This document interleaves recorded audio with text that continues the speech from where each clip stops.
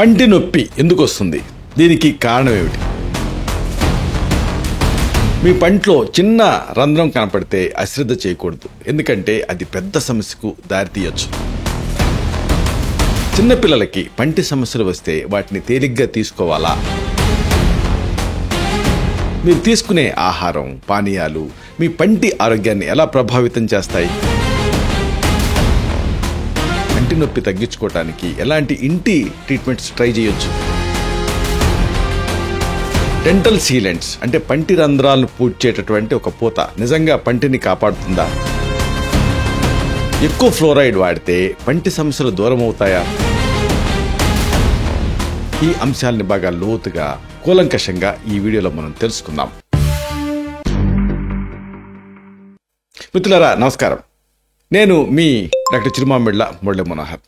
చాలా మందిని ఇబ్బంది పెట్టేటటువంటి సమస్య ఏమిటంటే ఈ దంతాలకు సంబంధించి, అంటే పుచ్చిపళ్ళు, తర్వాత పంటి తీపులు, ఒకటి కాదు రెండు కాదు, అసలు ఒక రకంగా చెప్తారు అంటే పంటిపోటు గుండెపోటు కంటే ఎక్కువగా బాధిస్తూ ఉంటుందని. ఇలాంటి ఈ పంటి సమస్యలని తగ్గించుకోవడం చాలా అవసరం. ఎందుకంటే అసలు మన మొత్తం ఆరోగ్యం మన నోటి నుంచే స్టార్ట్ అవుతుంది. ఆ నోటి ఆరోగ్యం పంటి తాలూకు ఆరోగ్యం మీద ఆధారపడి ఉంటుంది. కాబట్టి దీని మీద శ్రద్ధ పెట్టడం ప్రతి వాళ్ళకి అవసరం. మెయిన్గా పిప్పిపళ్ళు లేదా పుచ్చుపళ్ళు, అలాగే దంతక్షయం, దీనికి సంబంధించిన సంపూర్ణ అవగాహన ఉండడం అనేది అందరికీ అవసరం. మనిషి శరీరంలో దంతాలు చాలా కీలకమైన పాత్ర పోషిస్తాయి. ఎంత కీలకమో ప్రత్యేకంగా చెప్పనక్కర్లేదు. ఫుడ్ని నమలటానికి, అలాగే మాట స్పష్టంగా పలకటానికి, వీటన్నిటికీ కూడా మన పళ్ళు అంటే దంతాలు చాలా అవసరం. దంతాలు ఆరోగ్యంగా ఉంటేనే సంపూర్ణ ఆరోగ్యం సాధ్యం. ఈ పిప్పిపళ్ళు లేదా ఈ పుచ్చుపళ్ళు, దంతక్షయం ఇలాంటి సమస్యలు చూడటానికి చిన్నవిగా కనిపించినప్పటికీ అవి తీవ్రమైన ఆరోగ్య సమస్యలకు దారితీస్తాయి. దంతాల ఆరోగ్యం గురించి మనకు కనీస అవగాహన ఉండాలి. చిన్నపాటి జాగ్రత్తలు తీసుకోకపోతే అవి పెద్ద పెద్ద నష్టాన్ని కలిగించే రిస్క్ ఉంటుంది. మన దంతాల తాలూకు ఆరోగ్యం మన జీవనశైలి, ఆహారపు అలవాట్ల మీద ఆధారపడి ఉంటుంది. ఎప్పుడు దంతాల గురించి తెలుసుకుంటూ వాటిని జాగ్రత్తగా చూసుకోవటం అవసరం. దంత సంరక్షణ గురించి అవగాహన పెంచుకుంటూ వాటికి ఆ దంతాలకి తగిన శ్రద్ధని పెట్టడం అవసరం. దంతాలని శుభ్రంగా ఉంచుకోవటం, సరైనటువంటి ఆహారం తీసుకోవటం, ఇలా ఈ చిన్న చిన్న పద్ధతులతోటి పంటి సమస్యను దూరంగా ఉంచుకోవచ్చు. దంతక్షయం అలాగే పుచ్చుపళ్ళు ఇవి ఎంత సాధారణ సమస్యలు అయినప్పటికీ సరైన అవగాహన లేదనుకోండి, అవి మన ఆరోగ్యాన్ని దెబ్బతీస్తాయి. ఈ ముఖ్యమైన శాస్త్రీయ విషయాల్ని అన్నింటినీ కూడా తేలికపాటి భాషలో మనం చెప్పుకుందాం. ప్రధానంగా దీనికి సంబంధించి బర్డ్స్ ఐ వ్యూ అంటే ఓవర్ వ్యూ అనేది ఉండాలి. ఈ పుచ్చుపళ్ళు అంటే క్యావిటీస్ అనేది పంటి పై ఉపరితలం పైన వచ్చేటట్టు ఒక సమస్య. ఆ ఉపరితలం దెబ్బతింటం వల్ల ఏర్పడేటువంటి ఒక సమస్య. దీన్ని దంతక్షయం అంటే మౌత్ డికే లేదా టూత్ డికే అని కూడా పిలుస్తారు ప్రత్యేకంగా. ఈ దెబ్బతిన్నటువంటి భాగాల్లో చిన్న రంధ్రాలు ఏర్పడతాయి. ఈ రంధ్రాలు తీవ్రమైనటువంటి పంటి నొప్పి, అలాగే ఇన్ఫెక్షన్ అంటే వ్యాధి సంక్రమణ, చివరికి పన్ను ఊడిపోవటానికి కూడా దారితీస్తాయి. నోట్లోపల ఉండేటువంటి బ్యాక్టీరియా అంటే సూక్ష్మజీవులు తరచుగా ఈ స్నాక్స్ అంటే చిరుతిళ్ళు తీసుకోవటం, చక్కెర పానీయాలు ఎక్కువ తాగటం, దంతాలు సరిగ్గా శుభ్రం చేసుకోకపోవటం లాంటివి ఈ పుచ్చుపళ్ళకి ప్రధాన కారణాల కింద ఉంటాయి. ఈ పుచ్చుపళ్ళు అలాగే దంతక్షయం ప్రపంచవ్యాప్తంగా చాలా కామన్గా కనిపించేటువంటి ఆరోగ్య సమస్యల్లో ఒకటి. ఇవి పిల్లలు, టీనేజర్లు, వృద్ధులలో ఎక్కువగా కనపడుతూ ఉంటాయి. అయితే ఈ పళ్ళు ఉన్న ఎవరికైనా, పసిపిల్లలకి సైతం ఈ పిప్పిపళ్ళు లేదా పుచ్చుపళ్ళు రావచ్చు. పంటి పురుగులని కొంతమంది అంటూ ఉంటారు. అయితే పంటి ఇన్ఫెక్షన్ అని మనం చెప్పుకోవాలి. పంటి ఇన్ఫెక్షన్కి ట్రీట్మెంట్ చేయలేదనుకోండి, అవి పెద్ద అవుతాయి, అలాగే పంటి లోపల పొరలను కూడా దెబ్బతీస్తాయి. కాబట్టి క్రమం తప్పకుండా వైద్య సలహా తీసుకుంటూ ఉండటం అవసరం. అలాగే పళ్ళను బాగా బ్రష్ చేసుకోవటం అవసరం. ఫ్లాసింగ్ అంటారు, అంటే దారాన్ని ఉపయోగించి క్లీన్ చేసుకోవటం, ఇవన్నీ కూడా అవసరం. దీంతో దంతక్షయం నుంచి మిమ్మల్ని మీరు రక్షించుకోవచ్చు. అయితే ఇదే సందర్భంగా ఆయుర్వేదం ఏం చెప్తుంది అనేది తెలుసుకోవాలి.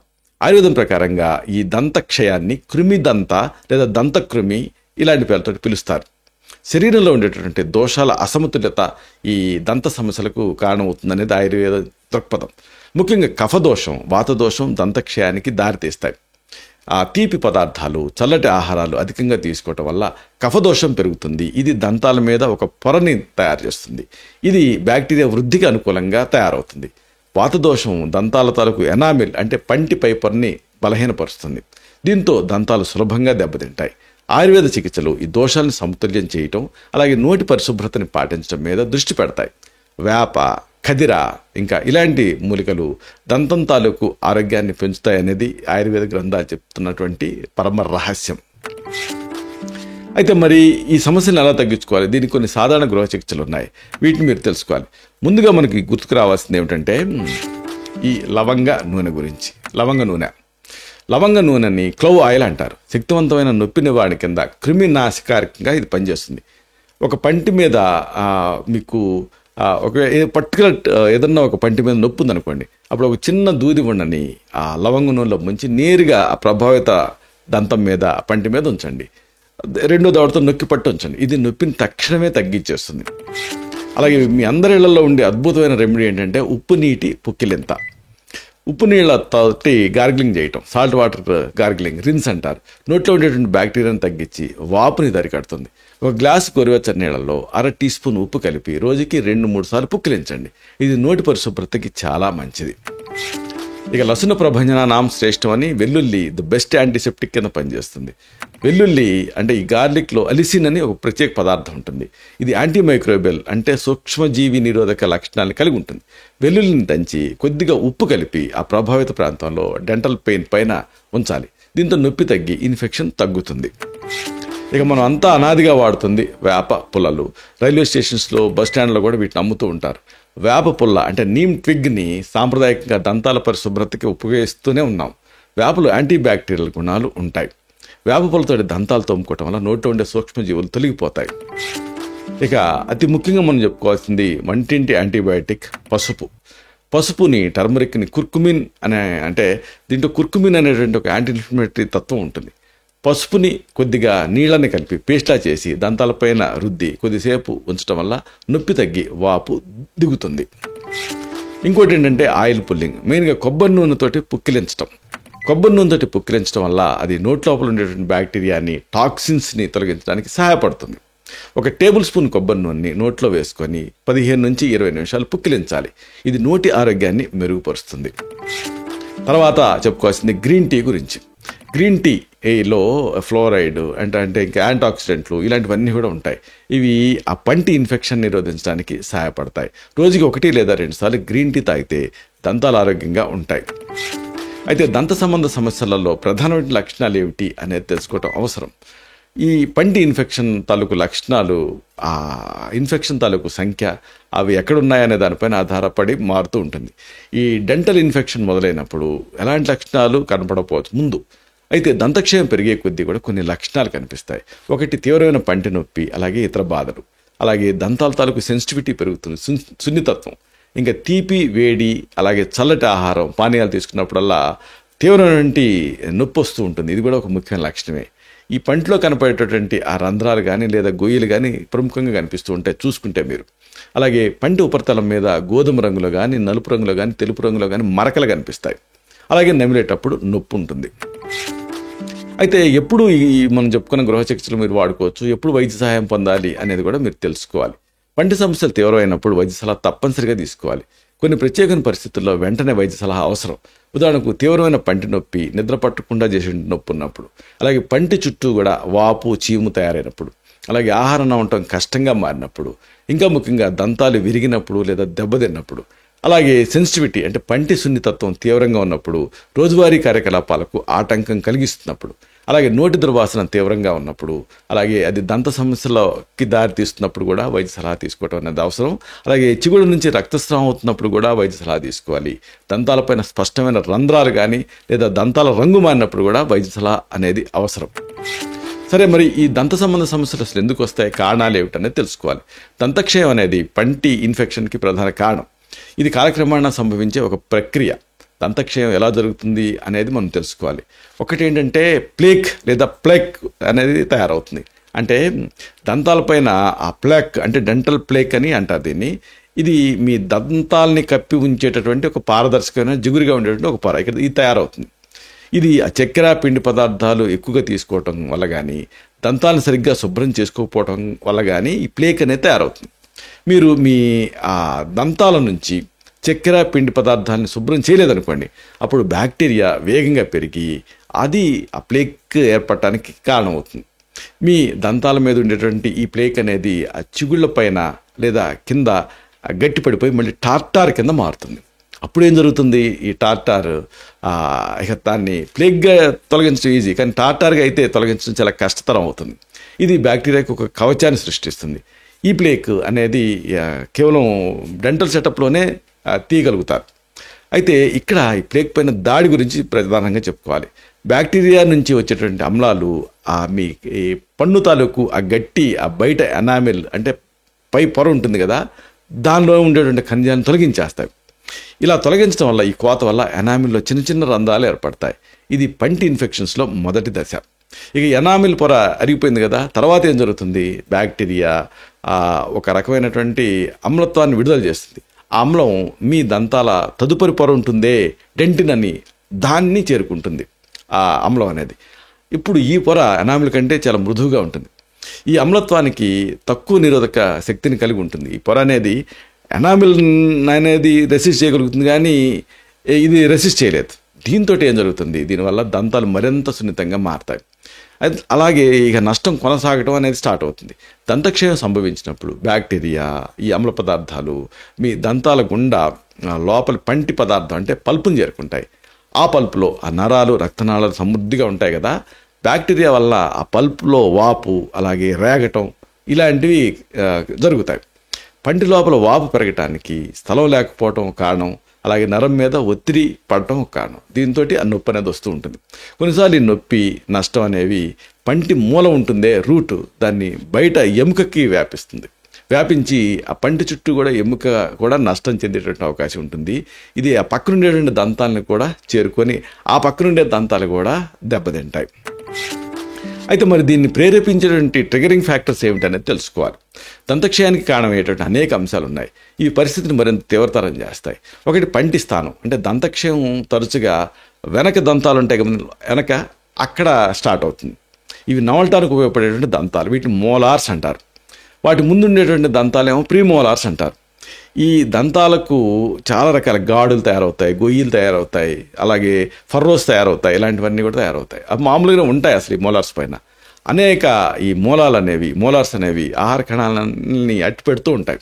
అందుకే వాటిని శుభ్రం చేయటం అనేది చాలా ముఖ్యం. ఎందుకంటే శుభ్రం చేయలేదనుకోండి తర్వాత దంతాలన్నీ నష్టం చెందుతాయి. అలాగే కొన్ని ఆహారాలు పానీయాలు కూడా, అంటే మీ దంతాలకు ఎక్కువ కాలం పాటు అతుక్కొని ఉండేటువంటి ఆహారాలు, అలాగే లాలాజలం ద్వారా సులభంగా కొట్టుకుపోయేటువంటి ఆహారాల కంటే కూడా దంతక్షయానికి ఎక్కువ అవకాశం కలిగిస్తాయి. మామూలుగా సెలైవేషన్ ద్వారా మామూలు కొట్టుకుపోవాలి, కానీ అతుక్కొని ఉండే అలాగే ఉండిపోతాయి. ఈ ఆహారాలలో ముఖ్యమైనవి ఏమిటి, పాలు, ఐస్ క్రీమ్లు, అలాగే చక్కెర, సోడా, అలాగే డ్రై ఫ్రూట్స్, కేకులు, కుకీలు, అలాగే గట్టి మిఠాయిలు ఇలాంటివి, ఇంకా సీరియల్స్, చిప్స్ ఇలాంటివన్నీ ఉంటాయి. తరచుగా మీరు ఆ స్నాక్స్ కానీ లేదా పానీయాలు తీసుకోవడం కూడా ఒక కారణమే. మీరు ఫ్రీక్వెంట్గా ఈ స్నాక్స్ తీసుకుంటున్నారనుకోండి, చక్కెర పానీయాలు తాగుతా అనుకోండి, మీ నోటి లోపల ఉన్నటువంటి బ్యాక్టీరియాకి మీ దంతాలపైన దాడి చేసేటువంటి అమ్లాలను ఉత్పత్తి చేయడానికి ఎక్కువ శక్తిని మీరు అందించినట్టు అవుతుందన్నమాట. రోజంతా కూడా ఆ సోడాలు అంటే కోక్లు, కూల్ డ్రింక్స్ ఇలాంటి లేదా ఆమ్ల పదార్థాలు, ఆమ్ల పానీయాలు వీటిని తాగటం వల్ల మీ దంతాలపై నిరంతరం కూడా ఆ యాసిడ్ దాడి అనేది జరుగుతూ ఉంటుంది. అలాగే పడుకునే ముందు పిల్లలకి ఆహారం ఇవ్వటం కూడా ఒక కారణం. పడుకునే ముందు పిల్లలకి పాలు కానీ, ఫార్ములా మిల్క్ కానీ, జ్యూస్లు కానీ, చక్కెర ఉండేటువంటి ఇతర ద్రవాలతో నిన్న ఆ సీసాలు కానీ ఇచ్చారనుకోండి, అప్పుడు ఈ పానీయాలు వాళ్ళు నిద్రపోతున్నప్పుడు గంటల తరబడి వాళ్ళ దంతాలపైన ఉండిపోతాయి. ఇది దంతక్షయానికి కారణమయ్యే బ్యాక్టీరియాకి ఆహారాన్ని అందించినట్టు అవుతుంది. ఈ నష్టాన్ని బేబీ బాటిల్ టూత్ డికే అని పిలుస్తారు. ఇక ఈ చిన్నపిల్లలు సిప్పీ కప్పులని, అంటే వాళ్ళు తాగగలిగేటట్టుగా సీసాలు పట్టుకొని తిరుగుతూ ఉంటారు. ఈ పానీయాలు తాగుతూ తిరుగుతున్నప్పుడు ఇలాంటి నష్టం ఇంకా ఎక్కువ జరుగుతూ ఉంటుంది. దంతాన్ని సరిగ్గా వాష్ చేయకపోవడం కూడా ఒక కారణమే. మీరు తిన్న తర్వాత లేదా తాగిన తర్వాత వెంటనే మీ దంతాన్ని శుభ్రం చేసుకోలేదనుకోండి, అది ప్లేగ్ కింద వేగంగా మారుతుంది. దంతక్షయం, జింజివైటిస్ ఇలాగే ఈ మొదటి దశలు స్టార్ట్ అవుతాయి. అలాగే తగినంత ఫ్లోరైడ్ లభించకపోవడం కూడా ఒక కారణం. న్యాచురల్గా లభించేటువంటి ఖనిజం ఈ ఫ్లోరైడ్. ఇది పంటి ఇన్ఫెక్షన్ నిరోధించడానికి సహాయపడుతూ ఉంటుంది. ఇది దంతాల నష్టం తాలూకు ఆ ప్రారంభ దశలను కూడా తిప్పికొట్టగలిగే శక్తి దీనికి ఉంటుంది. దంతాలకు దాని ప్రయోజనాల కారణంగా ఫ్లోరైడ్ అనేక ప్రభుత్వ నీటి సరఫరాలు కూడా కలుపుతూ ఉంటారు. ఇది టూత్పేస్ట్, మౌత్ వాష్లో కూడా సాధారణంగా ఫ్లోరైడ్ కలుపుతూనే ఉంటారు. అడ్వర్టైజ్మెంట్ కూడా వస్తూ ఉంటాయి. అయితే ఈ బాటిల్ వాటర్లో సాధారణంగా ఫ్లోరైడ్ అనేది ఉండదు. అంటే మనం బయట కొనుక్కుంటాం మినరల్ వాటర్, బాటిల్ వాటర్లు, దాంట్లో ఫ్లోరైడ్ అనేది ఉండదు. కాబట్టి దీన్ని దృష్టిలో ఉంచుకోవాలి. అలాగే చిన్న వయసు అలాగే పెద్ద వయసులో కూడా ఈ సమస్య ఎక్కువే. మన దేశంలో చాలామంది చిన్నపిల్లల్లో టీనేజర్లో పుచ్చుపళ్ళు సాధారణంగా కనిపిస్తూ ఉంటాయి. అలాగే వృద్ధుల్లో కూడా ఈ ప్రమాదం ఎక్కువగా కనిపిస్తూ ఉంటుంది. కాలక్రమేణా దీంతో దంతాలు అరిగిపోతూ ఉంటాయి, చిగుళ్ళు వెనక్కి తగ్గిపోతూ ఉంటాయి. ఇది దంతక్షయానికి కారణం అవుతూ ఉంటుంది. ఈ ఓల్డ్ ఏజ్ పీపుల్లో ఏం జరుగుతుందంటే వృద్ధులు లాలాజల ప్రవాహం తగ్గించే అనేక మందులు కూడా ఉపయోగిస్తూ ఉంటారు. ఇది ఇంటర్న్ దంతక్షయం తాలూకు ప్రమాదాన్ని పెంచుతుంది. అలాగే నోరు పొడిబారటం కూడా ఒకటి చూస్తూ ఉంటాం. అంటే నోరు పొడిబారటం అనేది డ్రై మౌత్ సిండ్రోమ్ అనేది లాలాజలం లోపల స్రవించకపోవటం వల్ల వస్తూ ఉంటుంది. లాలాజలం మీ దంతాల నుంచి ఆహారాన్ని అలాగే ప్లేక్ని కడిగివేయడానికి సహాయపడుతూ ఉంటుంది. దీంతో దంతక్షయాన్ని నిరోధించడానికి సహాయపడుతూ ఉంటుంది. లాలాజలంలో ఉండేటువంటి పదార్థాలు బ్యాక్టీరియా ఉత్పత్తి చేసేటువంటి అమ్లాన్ని అరికట్టడానికి సహాయపడుతూ ఉంటాయి. కొన్ని మందులు, కొన్ని వైద్య పరిస్థితులు, అలాగే తల ఇంకా మెడ మీద ఏదైనా రేడియేషన్ ట్రీట్మెంట్ జరగటం, లేదా కొన్ని కీమోథెరపీలు, కొన్ని మందులు, ఇలాంటివన్నీ కూడా ఈ లాలాజల ఉత్పత్తిని తగ్గిస్తాయి. దీంతో డెంటల్ ఇన్ఫెక్షన్ అనేది స్టార్ట్ అవుతూ ఉంటుంది. అలాగే అరిగిపోయినటువంటి ఫిల్లింగ్స్ లేదా డెంటల్ పరికరాలు కూడా కారణమే. అంటే సంవత్సరాల తరబడి అలా గడుస్తున్న కొద్దీ కూడా ఫిల్లింగ్స్ బలహీనపడతాయి, విరిగిపోతూ ఉంటాయి, లేదా అంచులు దెబ్బతింటూ ఉంటాయి. ఇది ఆ ప్లేక్ ఫార్మేషన్కి సహాయపడుతుంది. అంటే ప్లేక్ స్టార్ట్ అవుతుంది. దీంతో ఇక దాన్ని తొలగించడం అనేది కష్టం అవుతుంది. అలాగే ఈ డెంటల్ పరికరాలు ఉంటాయి కదా, వాటిని సరిగ్గా అమరినప్పుడు కూడా అప్పుడు కూడా ఈ సమస్య ఎక్కువ అవుతూ ఉంటుంది. అంటే వాటి కింద దంతక్షయం అనేది స్టార్ట్ అవుతుంది. ఇక ఛాతి మంట కూడా ఒక కారణమే, హార్ట్ బర్న్. ఎందుకంటే గ్యాస్ట్రోఎసోఫేజియల్ రిఫ్లెక్స్ వ్యాధి తాలూకు సాధారణ లక్షణం ఏంటంటే యాసిడ్ పైకి పొంగటం.